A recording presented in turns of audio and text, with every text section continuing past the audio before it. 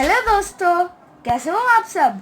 आज मैं आपको chapter 4 class 6 basic geometrical ideas का इंट्रोडक्शन पार्ट समझाने जा रहा हूँ। So let's start.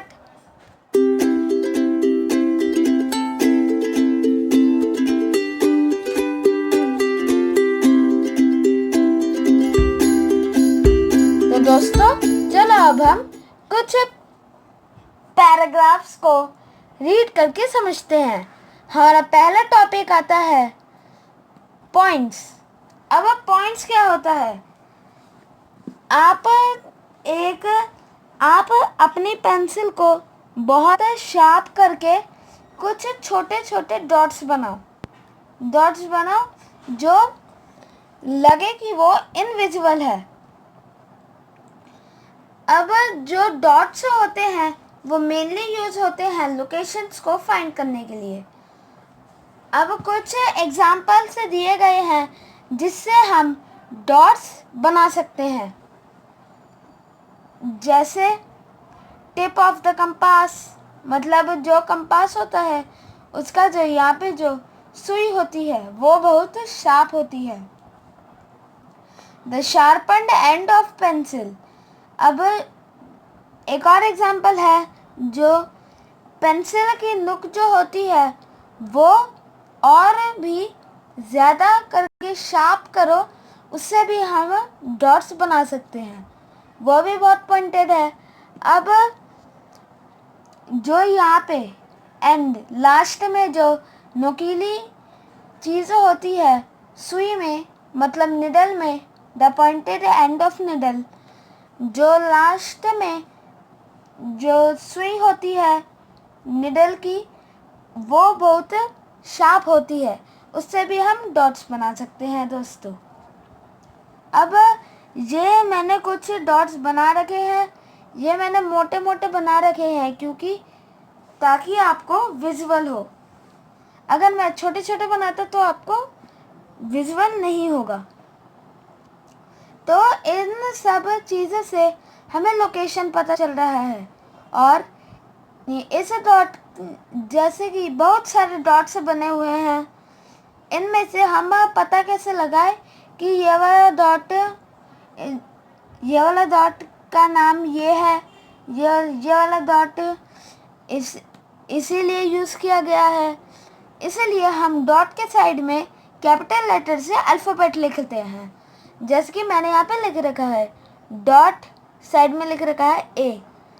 ये डॉट का साइन है कि ये डॉट ए डॉट है, लेकिन इसका रियल काम जो है वो कुछ और है। ये डॉट बी, ये डॉट सी, ऐसे करके बहुत सारे डॉट्स हम बना सकते हैं। तो दोस्तों, मैं आशा करता हूँ आपको पॉइंट्स वाला टॉपिक समझ आया होगा। अब हम आते हैं नेक्स्ट टॉपिक पे। हमारा नेक्स्ट टॉपिक है लाइन सेगमेंट।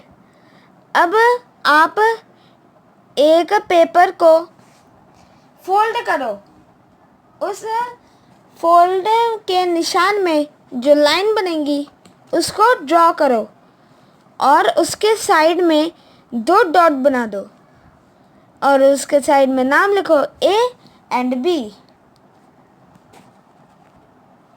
और ये ए एंड बी का लाइन जो बनेगा वो एक लाइन सेगमेंट होता है।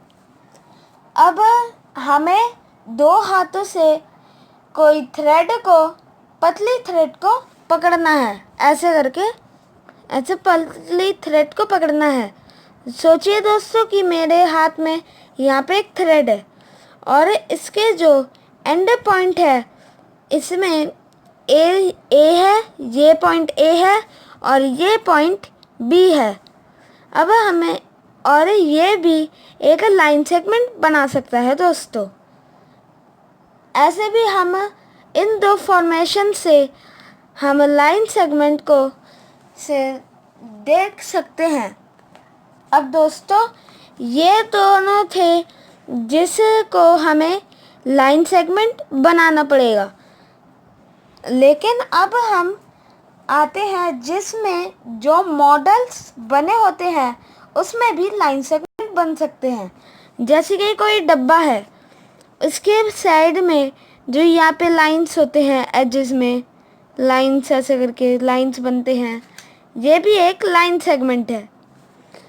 और ट्यूबलाइट में भी जो यहाँ पे लाइन बनता है, यहाँ पे लाइन बनता है, यहाँ पे लाइन बनता है, यहाँ पे बनता है, यहाँ पे बनता है, यहाँ पे और भी कुछ मॉडल्स में बनता है, उसे हम लाइन सेगमेंट मॉडल से भी हम समझ सकते हैं।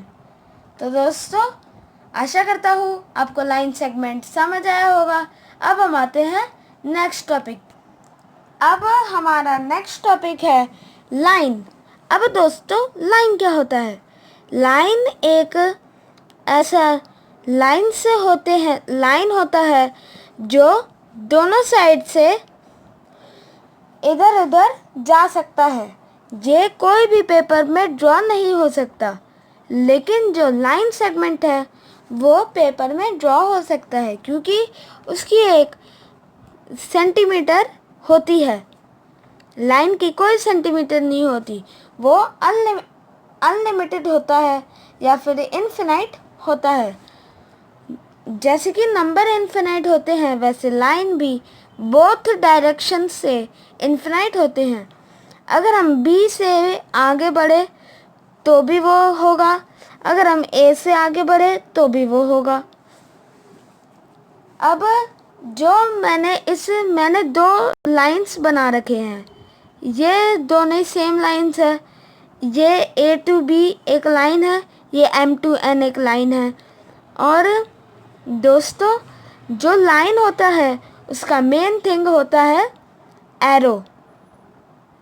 लाइन सेगमेंट में कभी एरो नहीं होता और लाइन में एरो कंपलसरी होता है, लेकिन एरो के पीछे एक डॉट होता है जिससे हम लाइंस को जॉइंट करते हैं।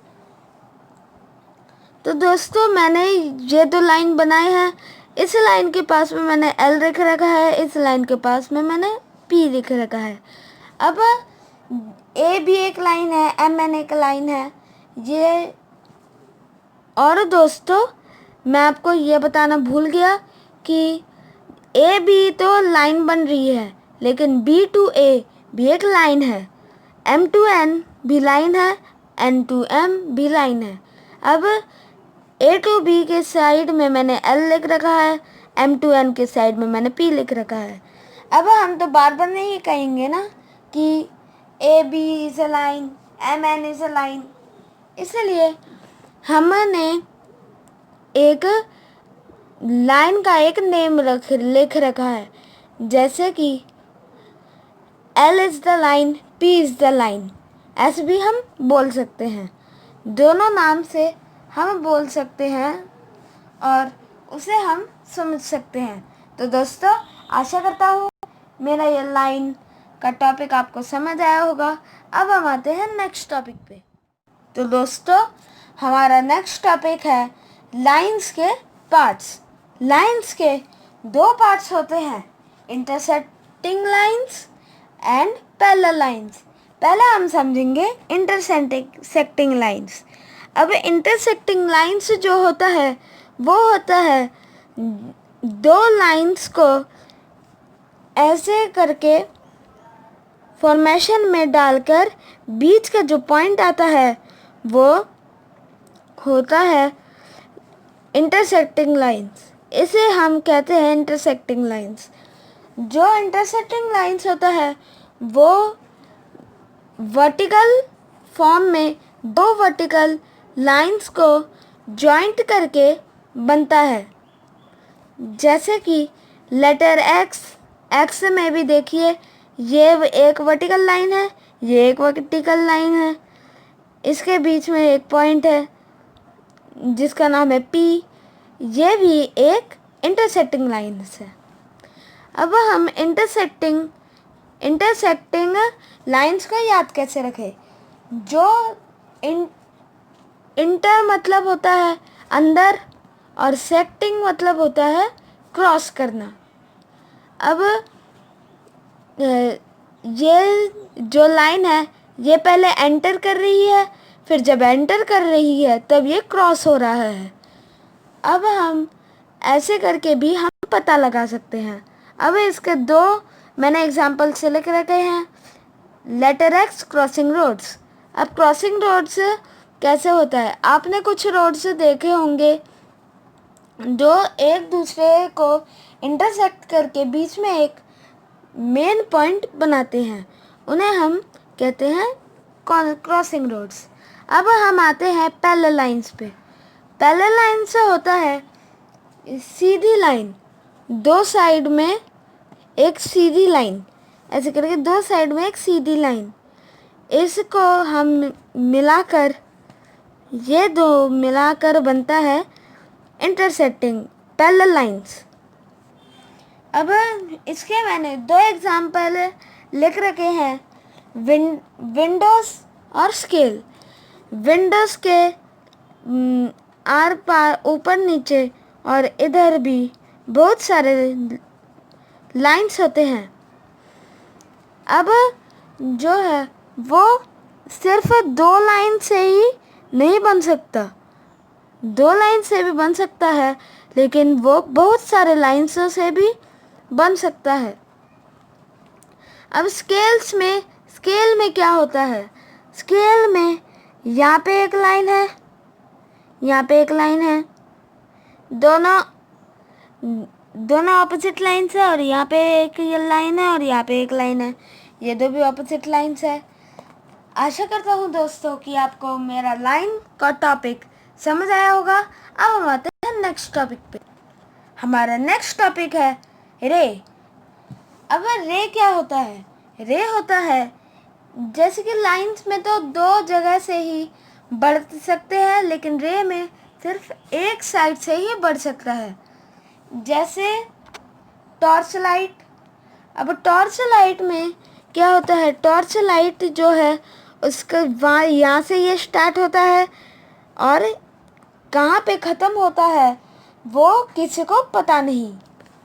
सनरेज ये सन से चालू होते हैं और कहाँ पे ख़त्म होता है वो भी किसी को पता नहीं। तो दोस्तों, जो टॉर्च से लाइट चालू हो रही है, टॉर्च से पहले यहाँ से कभी लाइट चालू हो सकती है?